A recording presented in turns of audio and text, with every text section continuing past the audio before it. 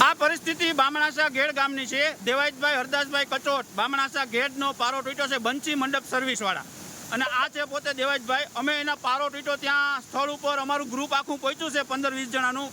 અહીં કડસમા પાણીમાં પહોંચ્યા છે બધા, અને એ પણ આ આંબો પકડીને ઊભા છે। અહીંયા ઊભા એવી સ્થિતિ છે નહીં, અને આ એટલું પાણી જોરથી ઓજતમાંથી નીકળે છે કે એને અહીંયા કોઈ જાતનું ઊભા એવી સ્થિતિ છે નહીં। અને આમ બધું અમારું આખું ગ્રુપ અમે અહીંયા સાથે આવ્યા છે। એટલું પાણી ઓજતમાંથી નીકળે છે કે અહીં હજારો વીઘામાં પાણી ફરી વળ્યું છે, અને આજે આ 5મો દિવસ છે। એક દિવસની સમસ્યા નથી, દર વર્ષે પણ થાય છે, અને આજે આ પાણીની સમસ્યા 5મો દિવસ છે।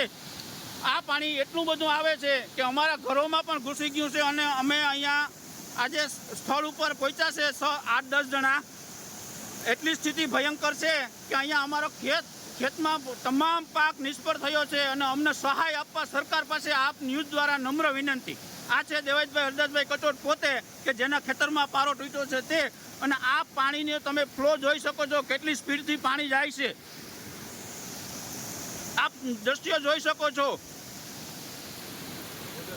ઓજત નદી બામણાસા ઘેડ